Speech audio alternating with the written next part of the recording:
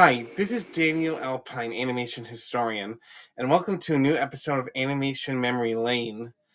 In September of this year, I had the privilege of seeing the 30th anniversary theatrical re release of Disney Pixar's 1995 classic Toy Story. It's still an excellent film after 30 years, but the history of the film is also an incredible one itself, and that's what I'll be discussing now. Before we continue further, please remember to give this video a thumbs up and to subscribe to the channel for more content. The story starts in the 1970s with animator John Lasseter.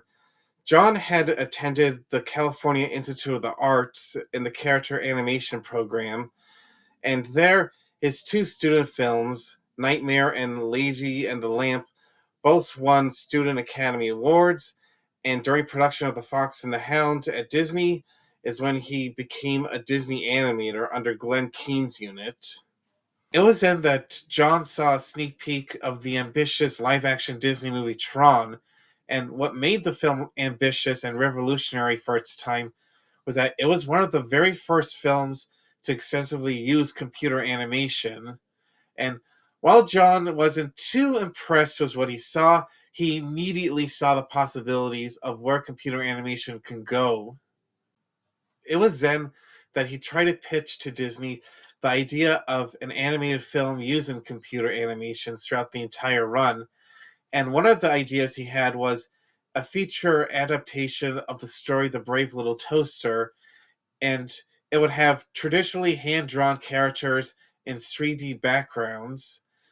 But unfortunately, the then Disney executives thought that this would be too expensive, and soon John was fired from Disney, which was a real body blow for him.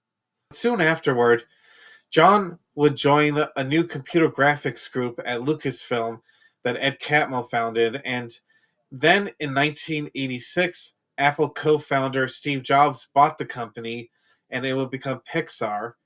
And what Pixar had in mind was to continue to evolve the art of computer animation to the point where a feature film could be made using it. While the studio's first two shorts were successful, it wasn't until their 1988 short Tin Toy that really caught people's attention, and it would actually win the Academy Award for Best Short Animated Film.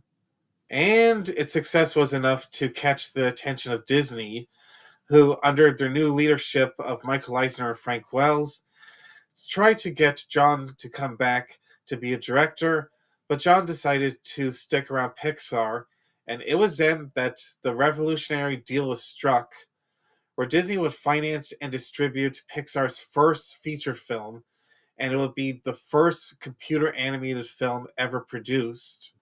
While John and the team knew that this was a big deal, what John knew that what had to come first was the story. And the first thing that he and the crew did was a list of what they did not want this movie to be, which was one, not to be a musical, and two, not to be a fairy tale, because they decided they needed to be different than what Disney was doing at that time. For the subject matter, the Pixar team knew that at that time, computer animation made things look plastic, so it was a no brainer that the subject should be about toys. And what started there, which differentiated Disney from Pixar, was that Disney was more once upon a time, while Pixar was more about what ifs. And in this scenario, it was about what if toys were alive when no one was in the room? The earliest version of the story might sound a little familiar to those that seen all of the Toy Story films, but in the initial version, it would have starred Tinny, the tin toy from the short, and he would have become friends with an old ventriloquist dummy. And while on a family trip, Tinny was lost, and he and the dummy would end up in a quote, toy heaven, which was a kindergarten. But it was soon developed into a story about a kid receiving a new toy for his birthday and being introduced to the older toys in the room. But it was thought that Tin Toy was a little too old fashioned to be a cool new toy for a kid. and it was decided that the new toy should be a space toy. As for the older toy, Woody, what initially started as a ventriloquist dummy was the top hat and coattails, would soon evolve into the pull string cowboy doll that throughout the story would become friends with the space toy Buzz. While John Lasseter and the team knew that the story was more important, there was one major hurdle that almost doomed the film, which was the Disney executives, in particular Jeffrey Katzenberg, pushed for the film to be edgy because it was thought that since the subject was toys, it would appear to be, quote, juvenile for the adult audience. And what the notes that Disney kept sending to John was about the Woody character, that he should be, well, as Tom Hanks said, a jerk. For example, Woody was supposed to throw Buzz out the window instead of it being an accident in the final film. And that was really pushing it. When the story reel version of this was screened for the Disney executives, John was so embarrassed with what he saw because none of the characters were appealing and no one was laughing. And Disney was this close to shutting down production. And John said, "Give us 2 weeks to rework the film and we'll let you decide what to do next." And it was an excellent turnaround.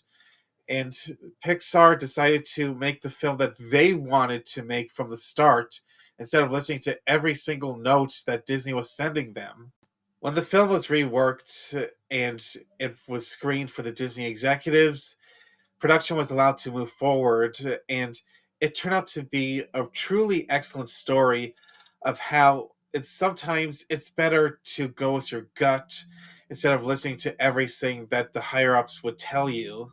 Around this time was when Pixar decided to expand the studio, and that meant hiring more animators to work on this.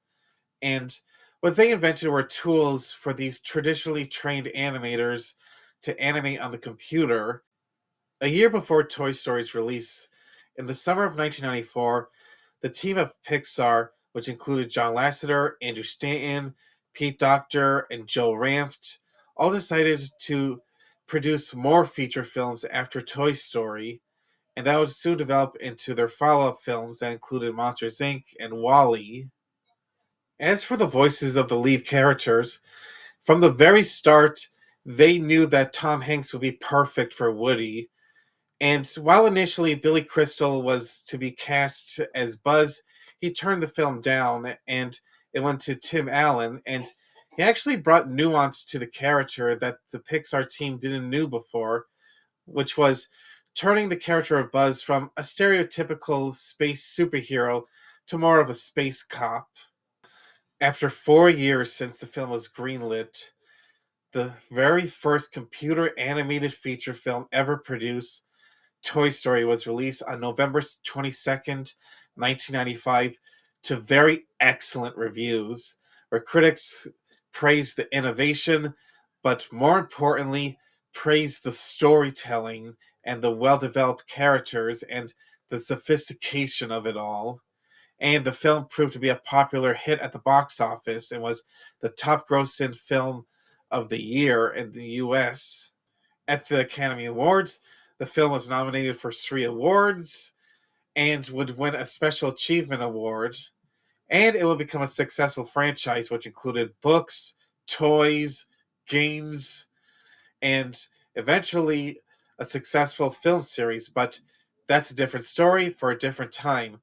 But for now, let's all celebrate the very first Toy Story as a special achievement that redefined what an animated film could be, and we'll look forward to what happens to infinity and beyond. To learn more about the making of Toy Story, please remember to check out my blog article at Daniel Alpine's Animation Wonderland. Link in the description. This is animation historian Daniel Alpine, and I'll see you next time.